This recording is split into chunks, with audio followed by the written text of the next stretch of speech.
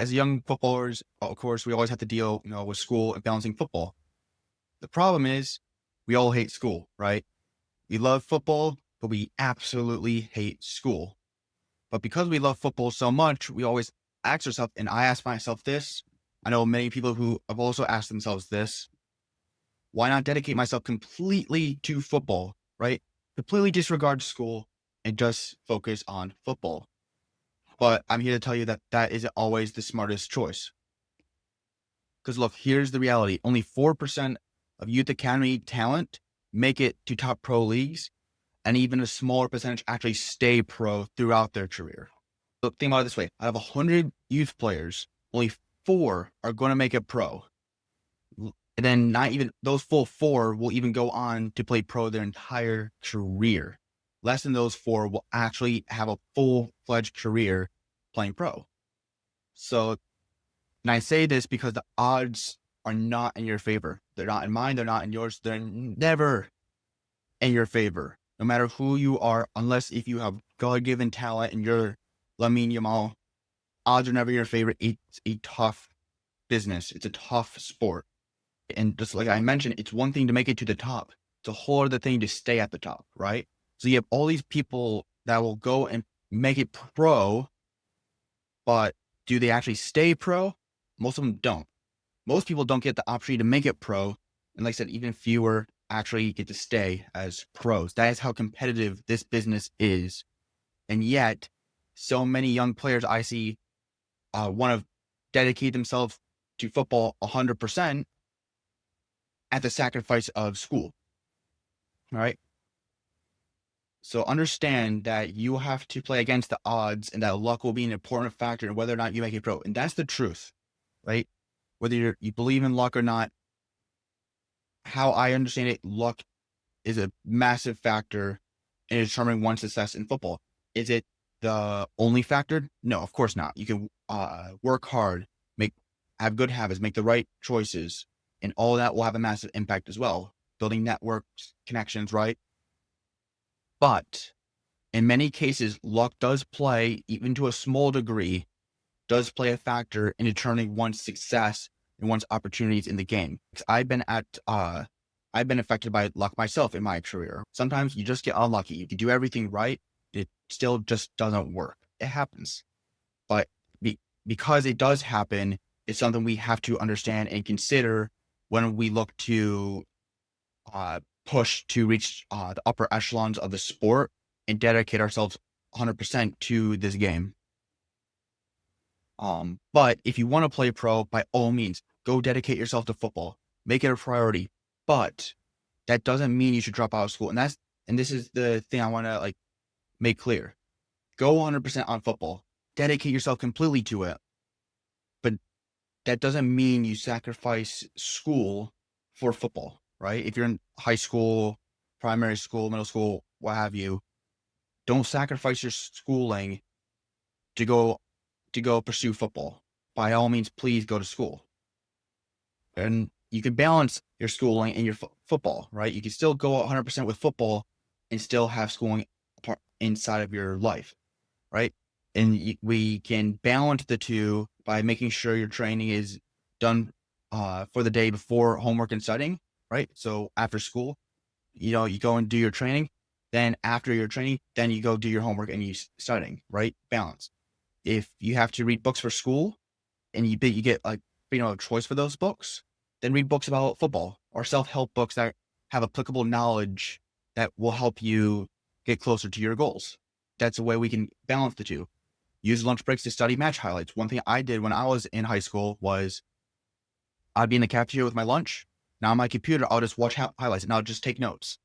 Watch match highlights, take notes, and I'll do both. That way I was actually getting work in and doing analytical work during school. And that was one of the tricks I used that helped a lot.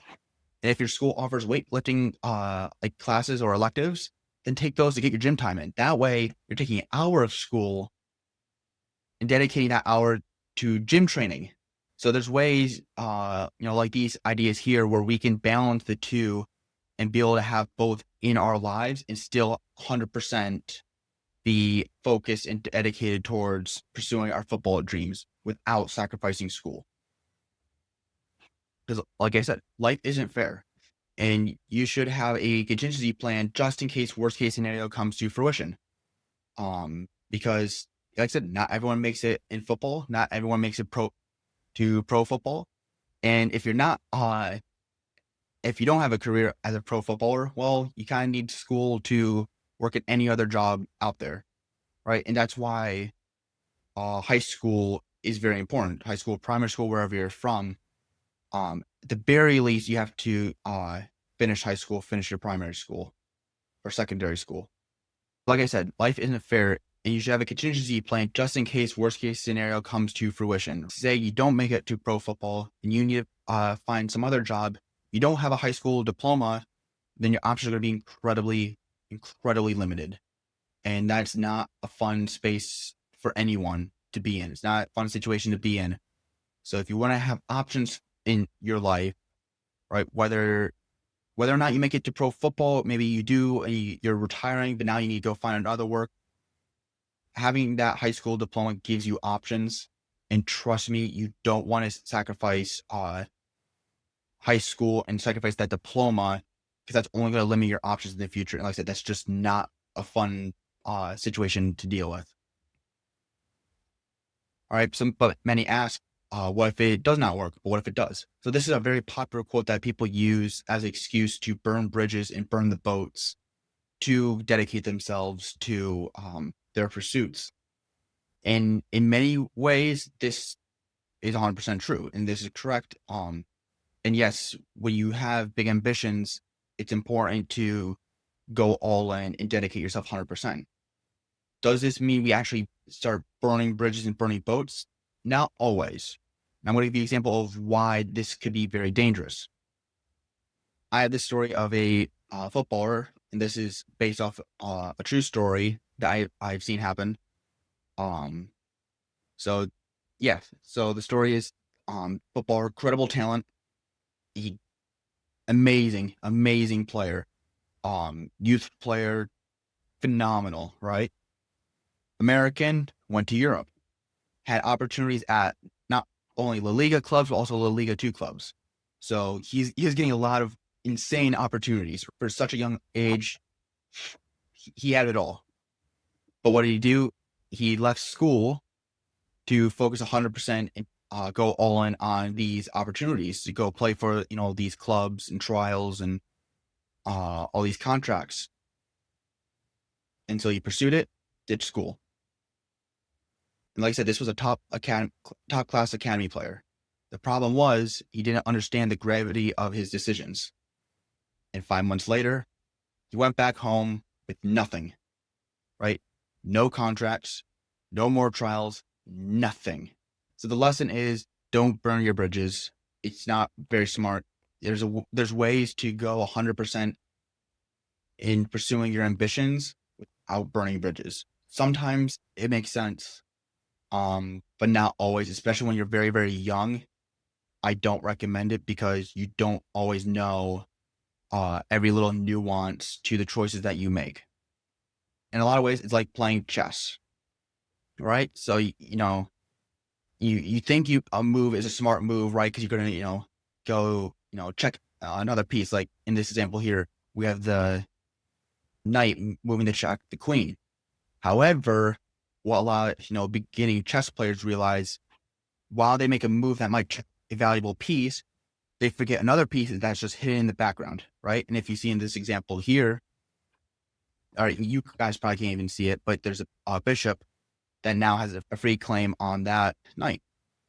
And so, yeah, the player playing white thought, oh, he was smart, I get to, pressure the queen and put it with the knight, failed to realize the bishop.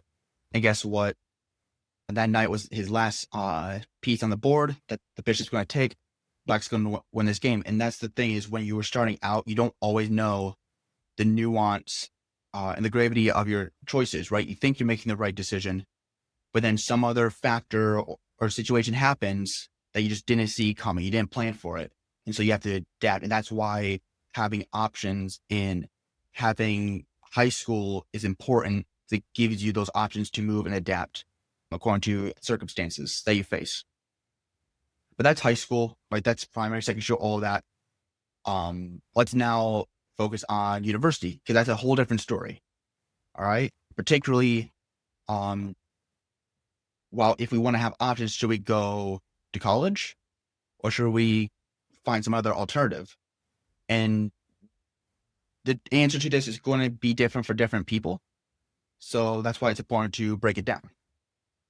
Right. So if we want to determine whether college or some other alternative is the right decision for us or for you, we have to first ask, what are the paths available to you?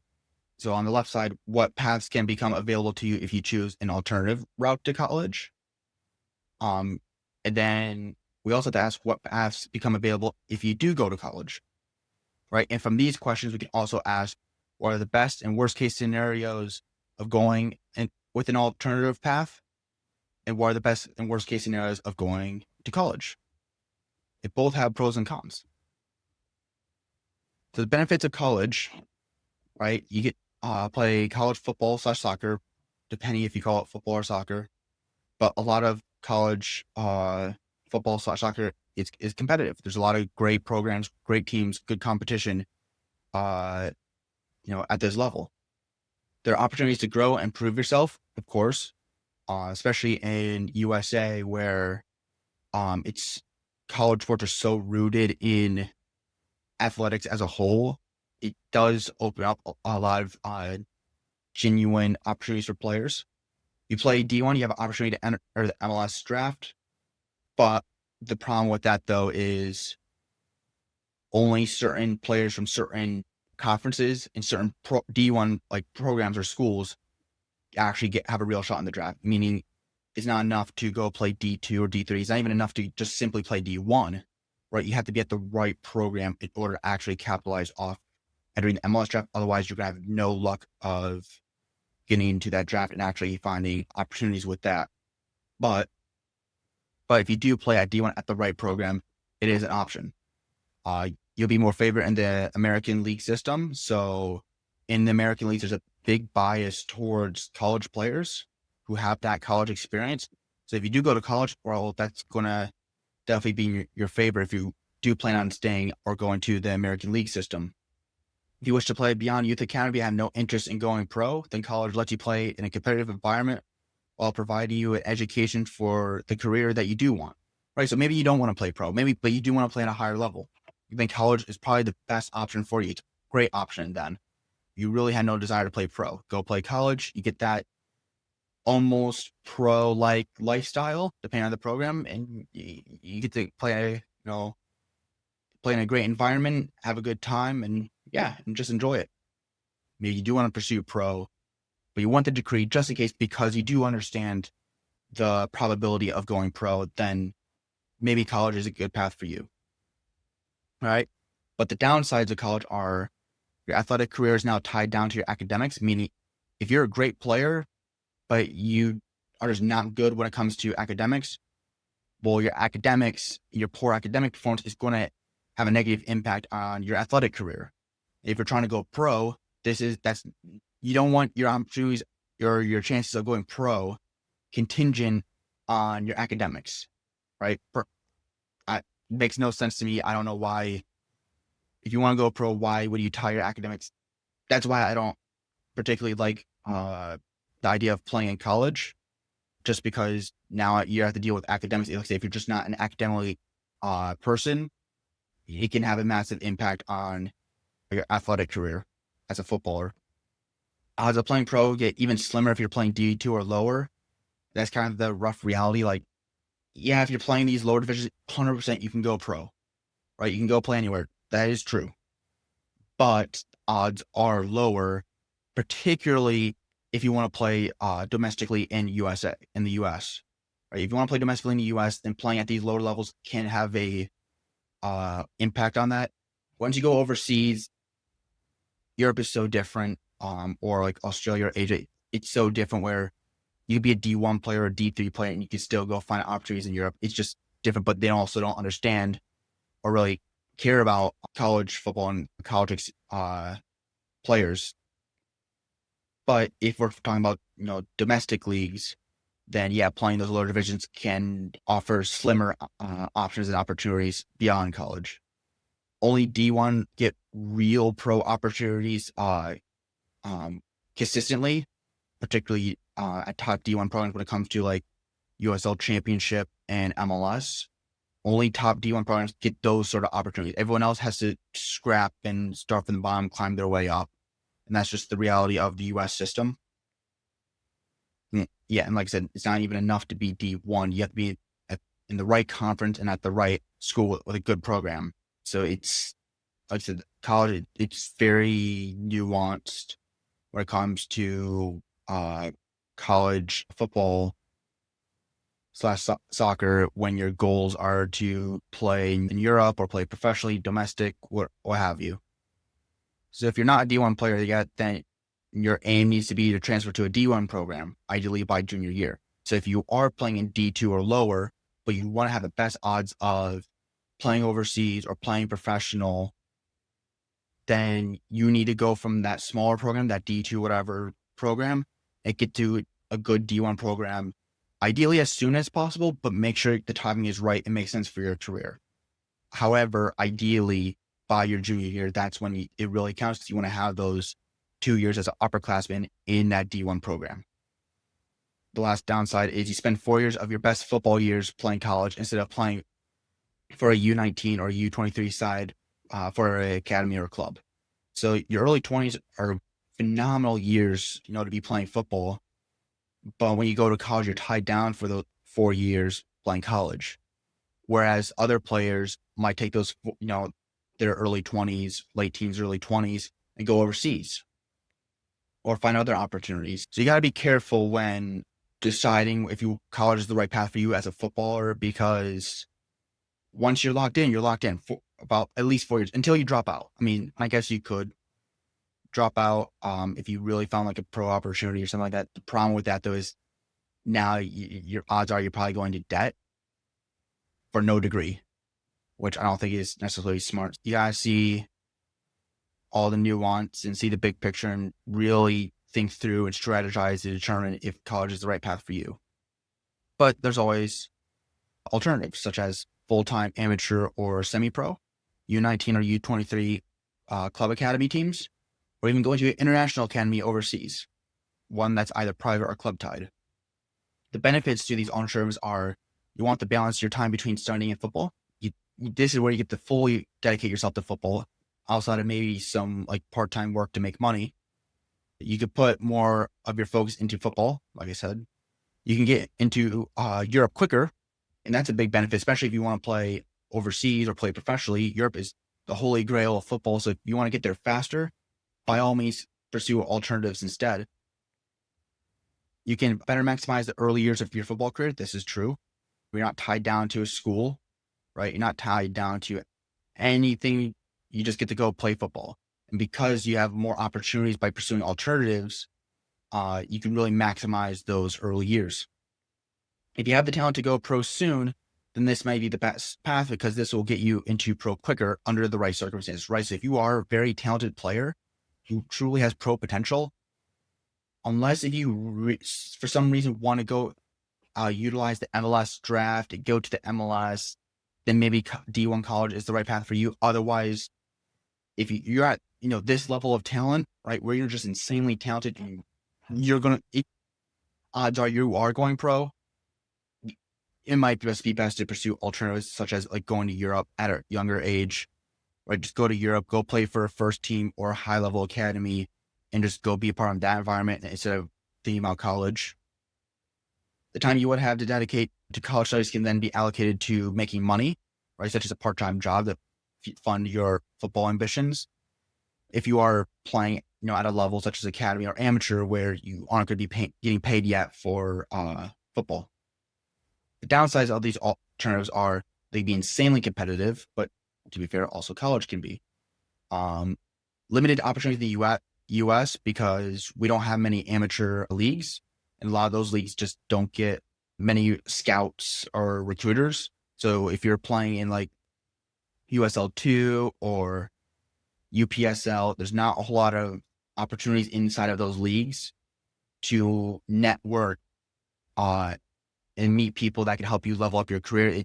In a lot of ways, they can be dead ends, which makes opportunities in the US, which is where I'm from, very limited. Opportunities overseas require lots of networking. This in a lot of ways can be true. You got to network and know people if you want to get overseas. Otherwise, you're buying a ticket, you're going over there with no network, with nothing. And from a financial standpoint, that's going to be a very, very tough journey. Might be very interesting, might be very fun. Maybe it's worth it for some people. But I know from a financial standpoint, that would be a very high risk. But if you have the network, then going overseas is a lot easier. So, but to go overseas, it does to have the best odds of success overseas. It does take a lot of networking. Many international academies are very expensive for ship value. Yeah, so like I'm a big believer of international academies. I went to an international academy in Spain. They definitely provide value, but while there are many phenomenal international academies, there's also a lot of international academies that are practically just scams and really provide no opportunity. So if you do want to go the international academy route, you gotta really be careful and do your research on the program that you're interested in. Because like I said, I went to international academy. The academy I went to was phenomenal. It was great, 100% legit, awesome experience. I would recommend it to anyone who has interest of playing in Europe. But by being in Europe, I also saw other international academies that were scams. So you got both. So you just gotta be careful. Like that's the route you want to go. And the final downside is you get nothing to fall back on if you don't make it. Unless if you finish high school, you can fall back on that degree, but you got no college degree to fall back on, if that makes sense. Society tells us that college is the only path towards success. At least in the West, from young ages, we're always told that if you want to be successful in life, you got to go to college, you got to study, get a diploma, get your degree, all of that. And that it's not worth pursuing unconventional career paths. But unfortunately, this is crushing because a lot of times our passions and ambitions and our obsessions aren't in line with conventional paths that society wants us to take. And football is definitely a unconventional career path.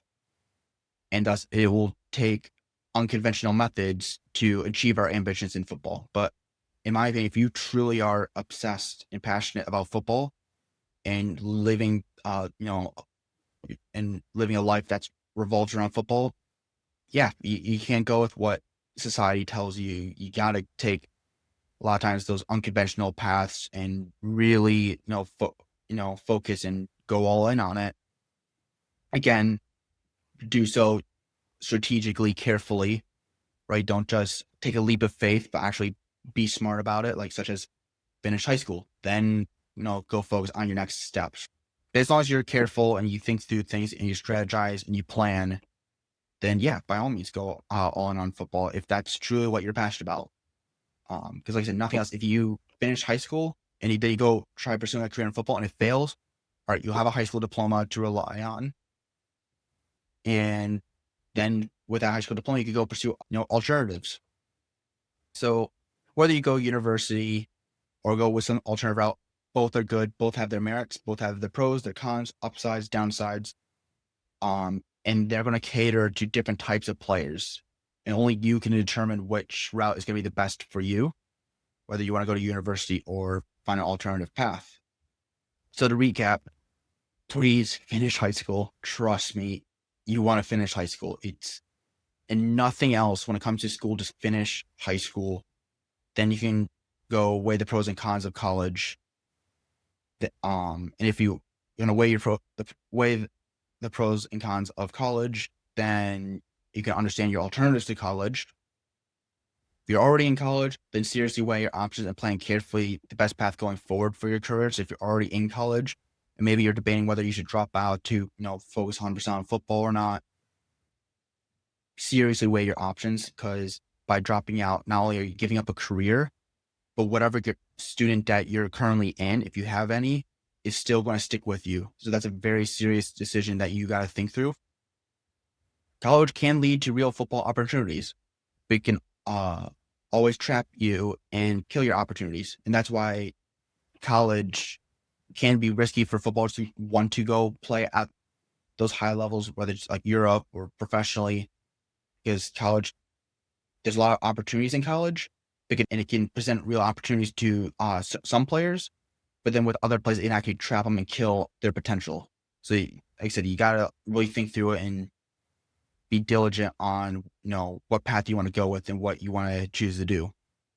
But no matter where you're at, college or not, always be self-aware of your current situation and always look and understand all of your options thoroughly in order to make the best move going forward in order to progress yourself in your football career, right?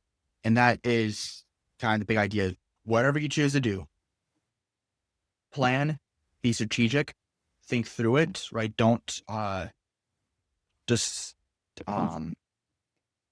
burn bridges and burn boats and all that. Like, actually be diligent and be strategic and smart when it comes to your career. Because like with the chess example, you might think that your choice is the best move, but then you don't account for some other like circumstance or variable that actually ends up disrupting that. And because you didn't see it, it disrupts everything. So be careful. And by the way, if you truly think that, burning boats is the best way to go and you just want to take that leap of faith, then by all means, go for it.